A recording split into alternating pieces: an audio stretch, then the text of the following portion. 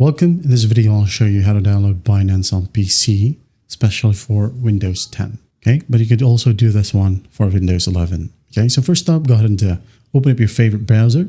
Now just go to the URL box. Now type down Binance.com. All right, so just hit on enter. Wait for it to load, and once it loads, or once you're in the Binance website, just go ahead and scroll all the way down, and you will find right here the download section. Okay, you can check the desktop version right here, and here we have it. Okay, so basically just click on Windows. Now that will be a download page. Now save it wherever you want, and just wait for the download process to finish. Once that's done, just go ahead and click on the installer. There will be a pop-up. Just click on yes. Now the installation process will begin. So just click on OK. But before that, go ahead and select your language. Hit on install. And once that's done, you can now go ahead and click on finish, and it will open up Binance. There we go.